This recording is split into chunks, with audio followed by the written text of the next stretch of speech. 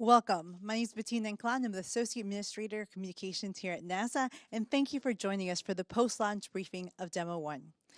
Just as a reminder, for each of the reporters, please say your name and organization. We also have reporters calling in on the line, and also questions from social media. Please be respectful of the other reporters and one reporter per question. With that, I'm going to turn it over to NASA Administrator Jim Bridenstine. Well, thank you, Bettina. It's an exciting evening. We've got a great group of folks here that can share some of their experiences. I'll introduce them, and then I'll say a few words and turn it over to Elon Musk to say a few words about tonight's, or I should say today's event, whatever time it may be. I'm not sure. To start, the CEO and lead designer of SpaceX, Elon Musk, is here.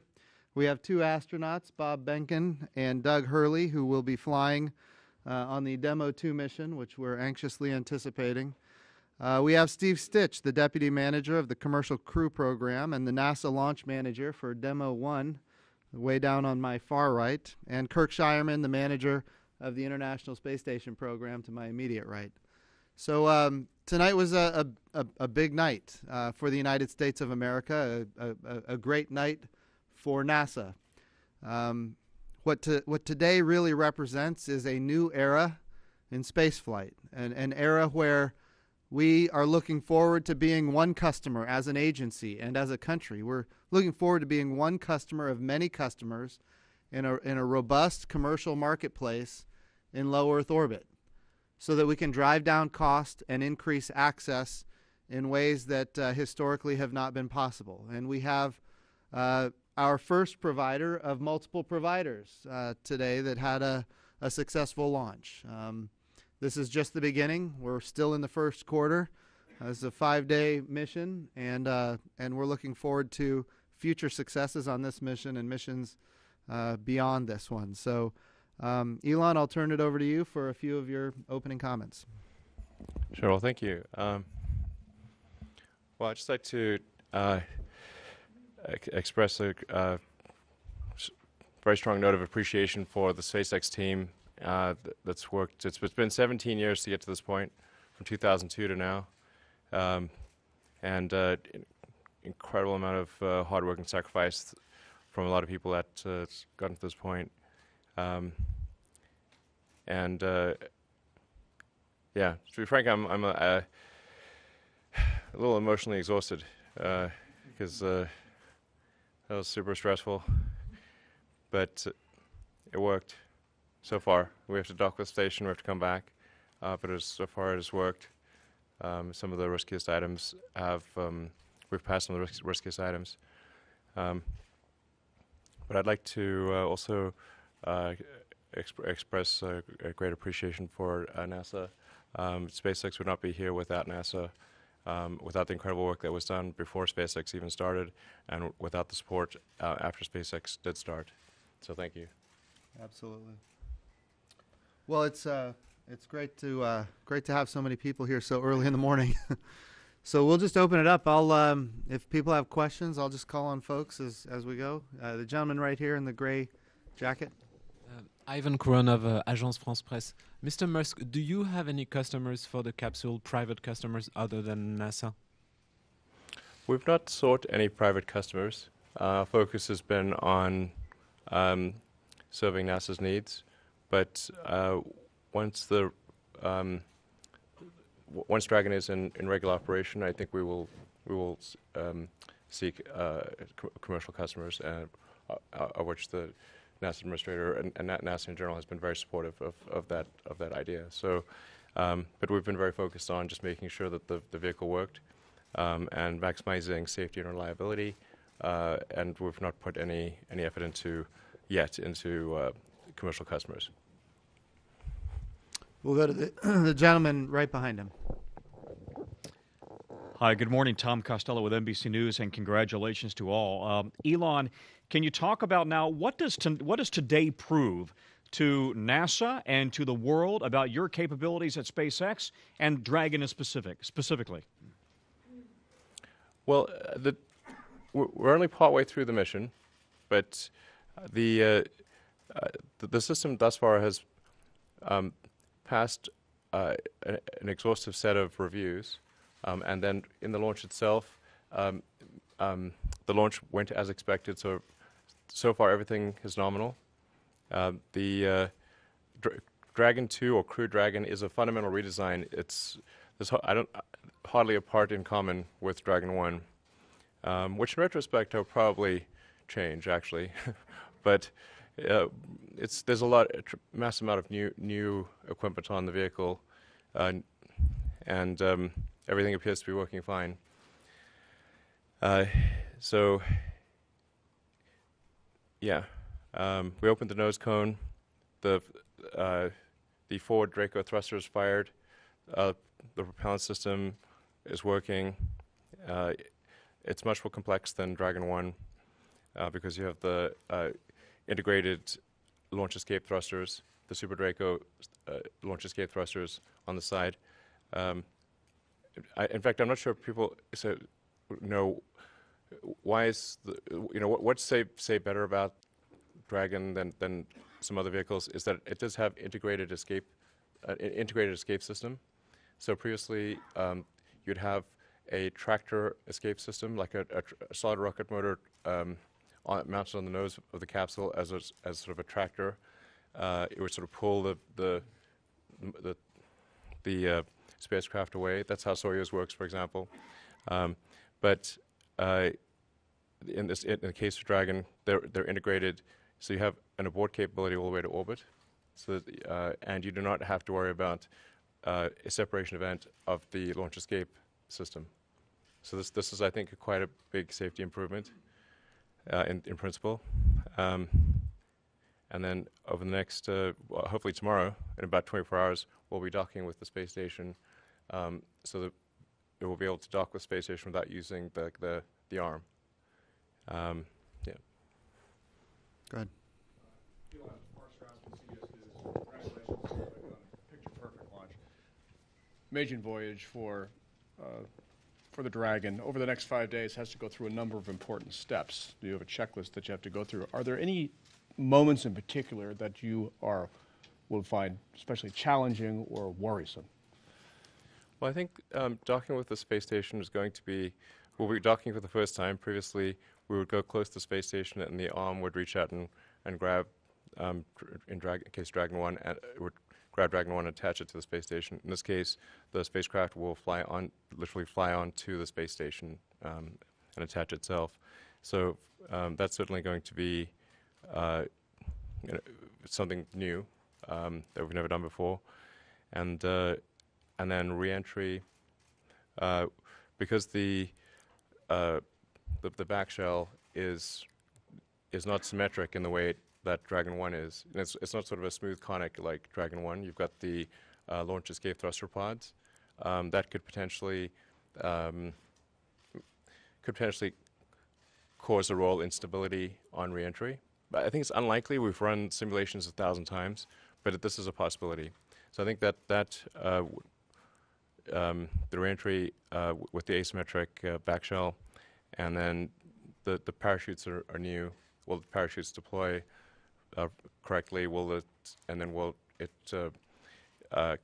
system guide Dragon 2 to the right location and splash down safely? I see hypersonic re-entry is probably my biggest concern. Oh, just because of the asymmetric back shell. Yeah. For a week. We'll go right here. Yes. No, we didn't get a chance to see the camera inside the capsule at liftoff in the first minute. What did you see? What data? How did the Sure. mannequin test dummy Ripley do? Yeah, the video, we did get video from the ground station, so in fact, we'll hopefully be able to post some of that soon. And for sure, once you get close to the station, we'll have a good video link from inside the spacecraft. The bias was towards data, making sure we got the data down. So data's all looking really good. But I think for members of the public, the real fun thing would be seeing the little celestial buddy little tiny Earth, humanoid Earth thing floating around in zero G. I think the public will probably be most excited about that. How many Gs did you get a sense of? Well, it's in zero G now, but it would. Oh. Oh, and it's fine. Yeah, it's like probably, we got to about 4.5 Gs or something like that. It's no problem. Yeah. The mannequin didn't complain once. Yeah, no, it looked fine. It looked. You couldn't even tell. It's just. It looked like a still. Yeah, looked fine. We'll go right here in the front. Tim Dodd, the Everyday Astronaut. I have a question regarding when you had the failure of landing and you had a block freeze of the Falcon 9, Block 5. You're unable to make changes according to NASA's requests. How did it, when you have non-mission critical things like grid fin hydraulic pumps that seize, what were you able to do as far as, you're in a freeze of the vehicle? How did that affect certification going on? Were you able to make tweaks to the hydraulic systems? Were you able to add a redundant pump already? Or did it not? Is that not considered a freeze, I guess? Or what's that like, I guess? No, we've been actually able to work with NASA very well and make changes as it's like as I said earlier, I think you can almost think of like this was like kind of co-designed by NASA and SpaceX, like in the sense that there was so much interaction and feedback that this is a joint effort really, and the NASA engineering team understands the vehicle really quite well, very well, and so when we want to make changes, provide those changes are sound, then we meet and confer and get it done. And we're able to fix the grid fin hydraulic pump stall pretty easily, actually without having a redundant pump. There's just turned out to be like a bizarre sort of stall zone, and with a little bit of a tiny relief valve, we're able to fix it. It's easy. I would say from a NASA perspective, we work hand in hand with SpaceX. They will propose changes to us. We have an engineering team that will look at every one of those changes. In this particular one, it was a pretty simple valve change to improve that grid fin performance. SpaceX proposed it. They bring it to us. We kind of go through it with our process, and engineers look at it, and then we make those changes to the vehicle. So it's a very methodical process. I would say we have great teamwork between NASA and SpaceX. Yeah, we've done some I mean, obviously not for a mission like this, but we've done some pretty wild things. I was just talking with Bill Gerstenmaier earlier, and we're reflecting on the time when we had we had to trim the nozzle of the Merlin vacuum engine. So the C103 nozzle, which is like Novium hafnium nozzle for the vacuum extension, had like a little tear in it. So we basically sent one of our best techs in there to trim it with a pair of scissors. And I was like, this is pretty crazy. But Bill and I was like, well, it should work. It did. did work. We'll go right here in the NASA shirt. Mary Liz Bender with the Planetary Society. Elon, you've spent 17 years pushing past adversity, doubt, and you must feel incredible to finally be at this stage. I'm just curious what advice you have to all the dreamers out there that are dealing with the same kind of doubt that you did. Oh, I always thought we would fail, so this is it's all upside. I thought maybe we had a 10% chance of reaching orbit starting out. So then people thought when we started SpaceX, they said, "Oh, you're going to fail." So I agree. I think we probably will fail. Yeah, but it's worth trying anyway. Yeah. Yeah. How's that for honesty, huh? Yeah. Let's say I'd lose lose all the money from PayPal. I was like, well, you're probably right. And we almost did. We had first 3 launches of Falcon 1 didn't work. Then the 4th one, we scraped together some parts, and that one worked. And if that one hadn't worked, that would have been it for us. So, I don't know, I really believe in the future of space, and I think it's important that we become a spacefaring civilization and be out there among the stars. And I think that's one of the things that makes people excited about the future. And we want the things that are in science fiction novels and movies not to be science fiction forever. We want them to be real one day. Does anyone have questions for the astronauts or specifics on commercial crew or the ISS?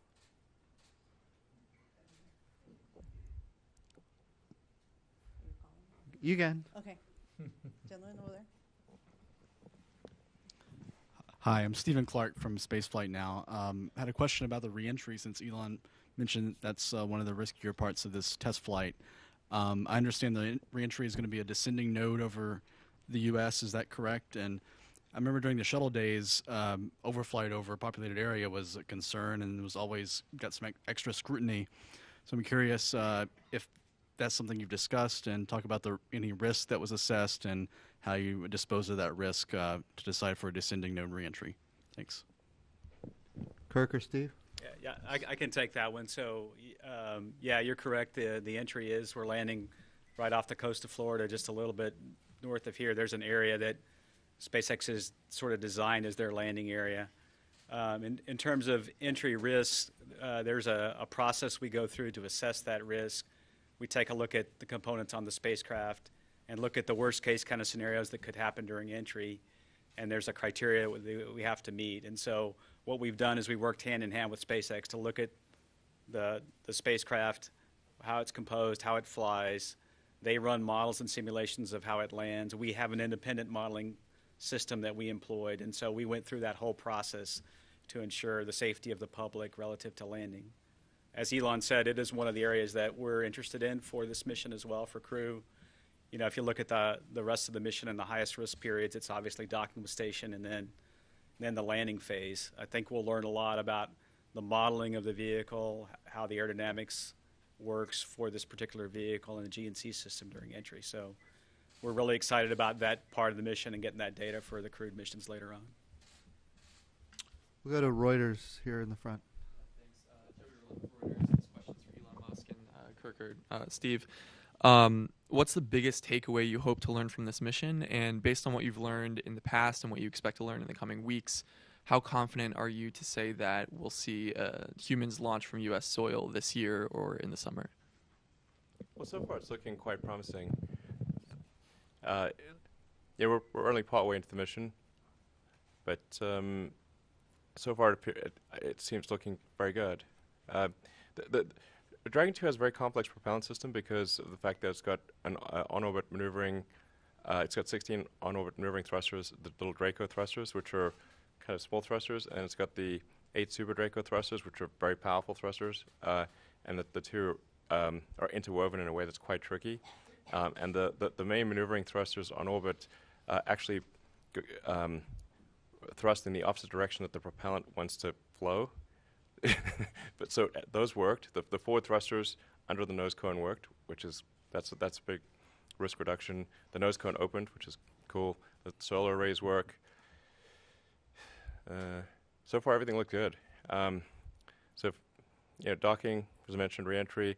You can sort of see the illustration of there on the wall. What I mean by the back shell not being sort of a smooth conic like it is on Falcon on Dragon 1. It's got those escape thruster pods.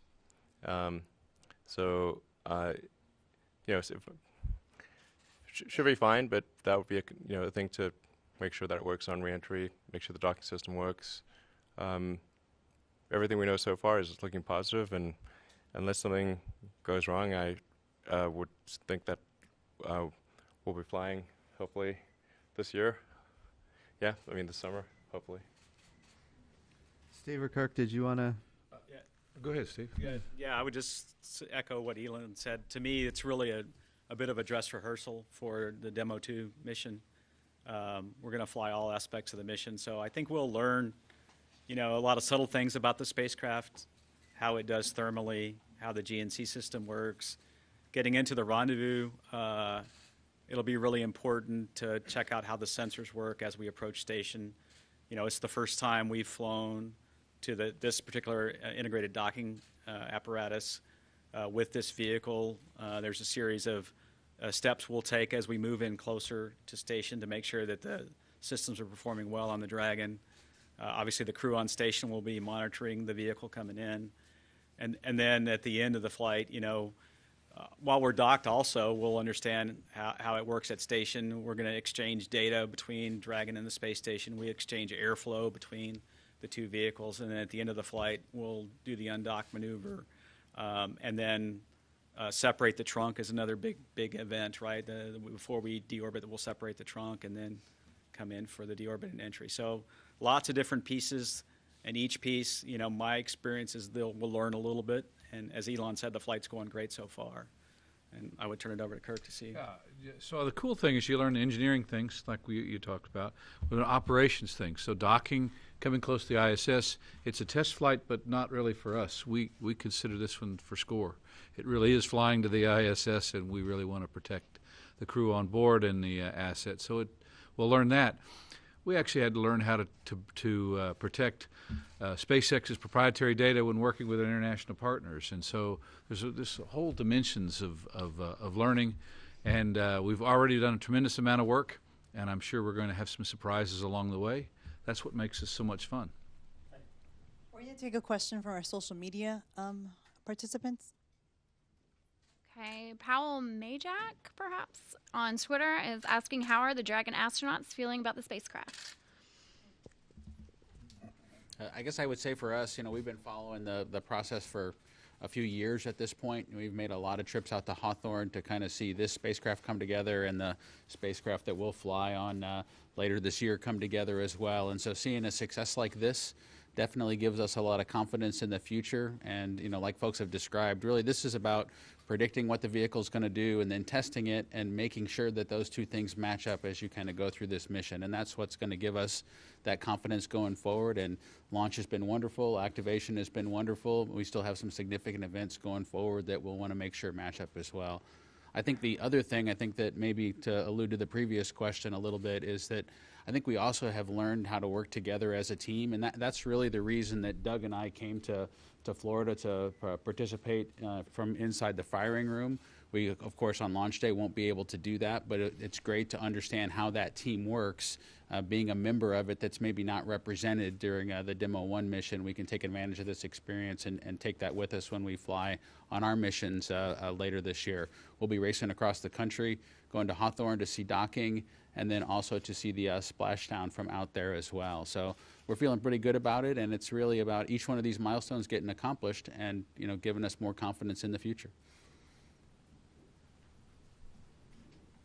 Doug, did you want to? Yeah, all I'll say is, this is the build-up approach that we learned very early as test pilots. And, we've worked ourselves to our first flight of the vehicle with DM1, and then, as Bob said, we'll work through those milestones, and then next up is the in-flight abort, and we'll have that to go, follow as they go through that exercise, and then that's kind of the graduation exercise for us to get on DM2 and go fly. So we'll work with the teams, and we'll be out in California, or we'll be here, and we're looking forward to supporting all of those events. The aqua shirt right here. Excuse me, Dave Mosher with Business Insider and Insider. I suppose this is for Elon. You said you're emotionally drained right now, having launched an uncrewed Crew Dragon, but you've got these two guys sitting right next to you. Do you think you're going to feel and handle that experience going into Demo 2? Like any thoughts on that? How you're going to get through that launch? I suspect it will be extremely stressful.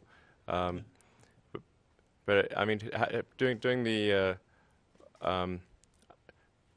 this test flight, I think goes a long way towards feeling good about the flight with Bob and Doug. So, and in fact, right after Dragon separated and fired the thrusters, I went over and asked them what they thought. And they're like, "How do you feel about flying on it?" You're like, "Seems like you felt good about flying on it." I was like, "Okay." They're in the control room watching all the data, so I'm like, yeah, it's awesome when the guys told us what was going to happen, and that's what happened. That's how we like it to be. So yeah.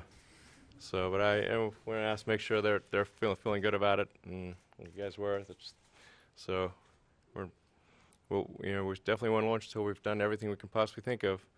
That's for sure. And I think this plus the high altitude abort gives a lot of lot of confidence about the actual mission with astronauts. Aviation Week. Thanks. Irene Klotz with Aviation Week. For Bob or Doug, did you see anything from your perspective in the firing room that in the countdown or in fueling, anything in the calls that kind of initially you're flagging as something you'd like to take another look at? And for Elon, thanks for coming out here. We've seen you here after the first reuse of a Falcon 9 and for Falcon Heavy. Big picture, how does this flight fit into your overall objectives and satisfactions personally and professionally? Thanks. Well, it's the whole goal of SpaceX was crewed spaceflight and try and improve space exploration technology. That's actually the full name of the company, is Space Exploration Technologies. So the goal is to improve space exploration technology, and that's with the view towards helping make humanity a spacefaring civilization. It's been 17 years. We still haven't launched anyone yet, but hopefully we will later this year. So that would definitely be the culmination of a long dream for a lot of people, me and a lot of people at SpaceX for sure. Can't wait. Bob and Doug? Yeah, I think it was, we've probably seen half a dozen, maybe 3/4 of a dozen combination of static fires or launches, either from here, from Hawthorne. And, every time we participate, it's just amazing to see how the team is hitting its stride, getting these vehicles ready to go into space. And I think, every launch count or every static fire, there are technical issues that the team has to go back and solve real time. And I don't think this was any different. And I thought everybody handled their roles very well. And it seemed like everything went smoothly all the way up until launch, and so far so good. So from our standpoint, this is what you want to see. You want to see the team hitting its stride as we get ready to put people on these things. And kind of as Doug described, we've seen several static fires or launches from various locations, from McGregor, from here, watching along in Hawthorne. And I think from our perspective is the thing that's been different with the Demo 1 mission is kind of the integrated operation. So seeing the Dragon team work with the Falcon team, usually it's a little bit more of a standalone payload, it seems, from the missions that we've seen. In this case, there can be things that you need to communicate between those two teams kind of real time. And to see the team kind of process that, kind of causes us to think a little bit about, hey, what's the crew perspective about that? What's Dragon going to tell the ground, and what's it going to tell us, and what does the Falcon team need to know about that? That's a piece of this that we got to see on Demo 1, and we'll get to make sure as we go forward that that's all captured in the simulations as we move forward. So that integration, we got to see it here, and we'll continue to see that as we get closer to flight. Right here in the second row. Marcia Dunn, Associated Press for Elon. I'm assuming you were in the firing room for launch, if that's so. And how much does it add to the satisfaction of seeing your rocket launch from the moon pads, the shuttle pads, and here you are in the firing room used by NASA for so many years and traditions? I mean, does that just add to the pleasure? Talk about that. I would never believe that this would ever happen.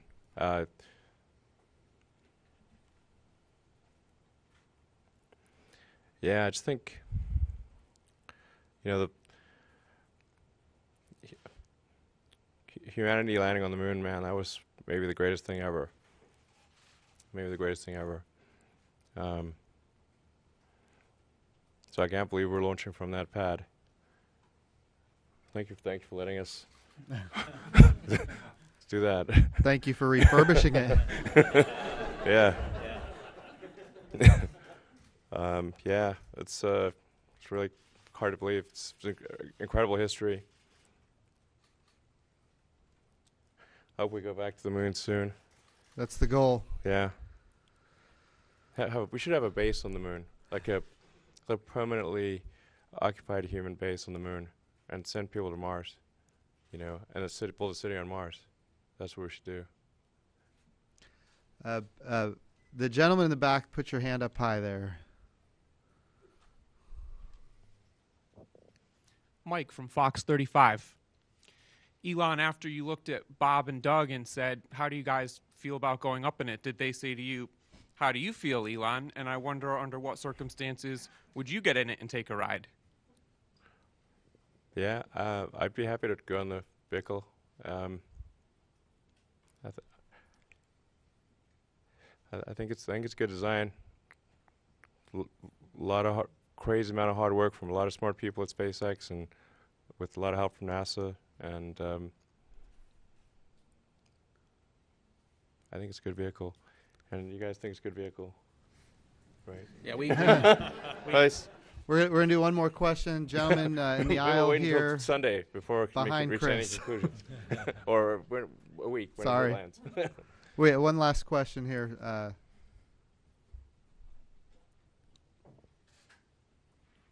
Ken Kramer for Space Up Close. Thanks for doing this.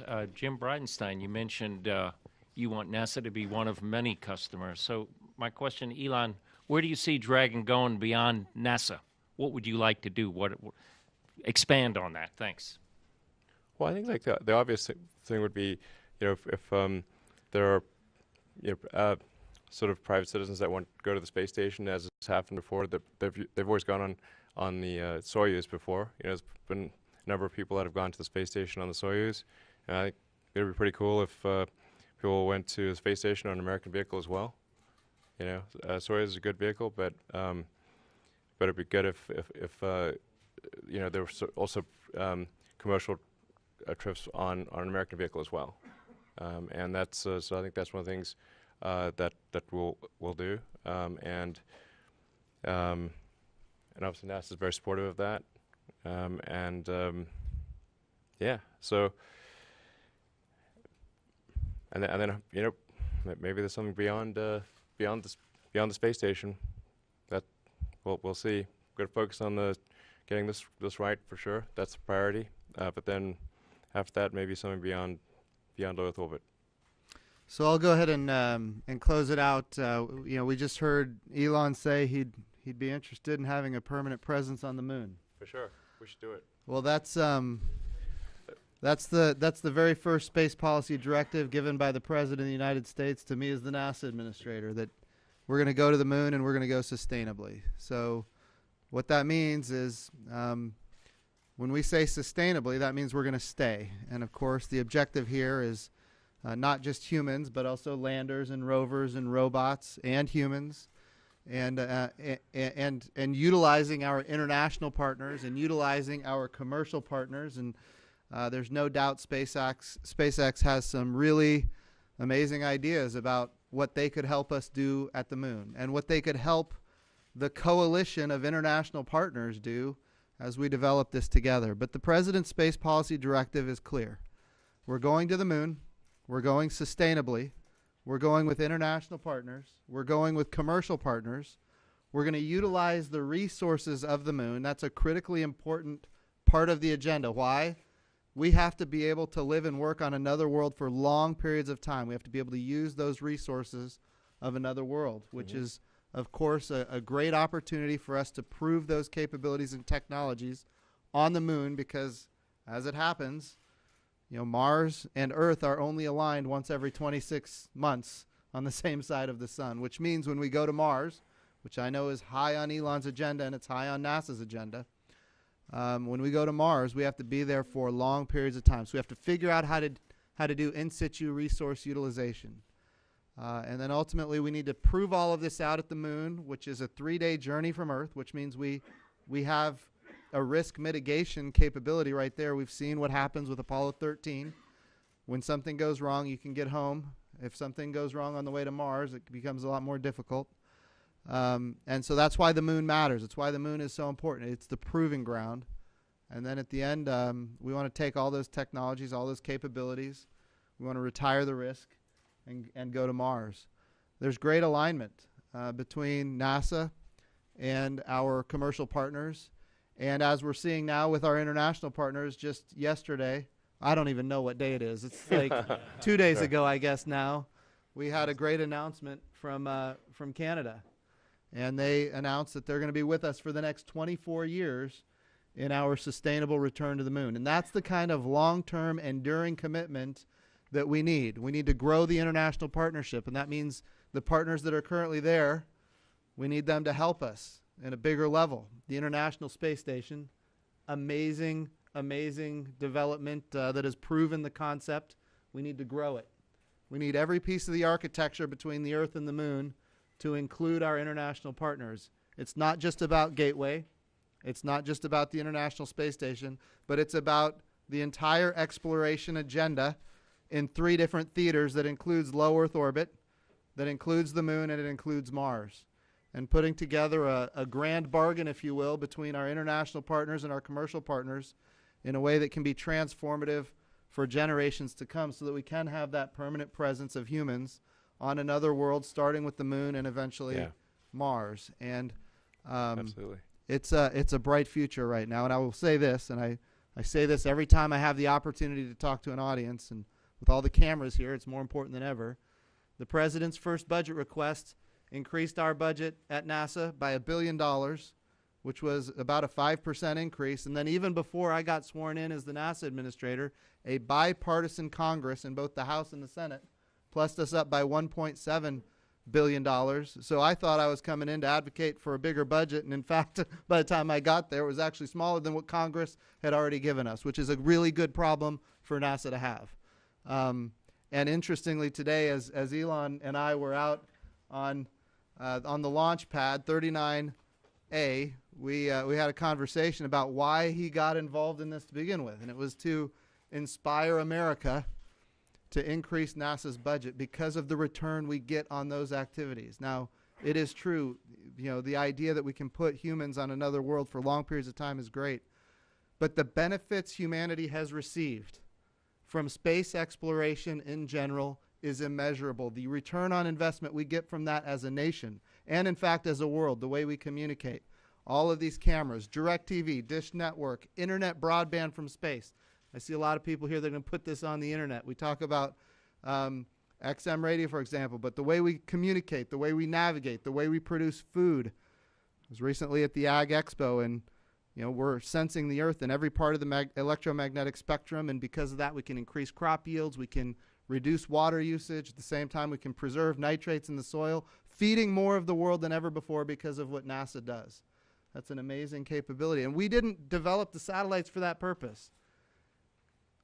But because we have that data, we can share it, not only with the United States farmers, but around the world. We saved tens of millions of dollars in disaster relief that would have gone to Uganda, but because we were able to predict ahead of time a disaster situation developing, we could mitigate and save not only money for us in the form of aid, but also lives in Uganda.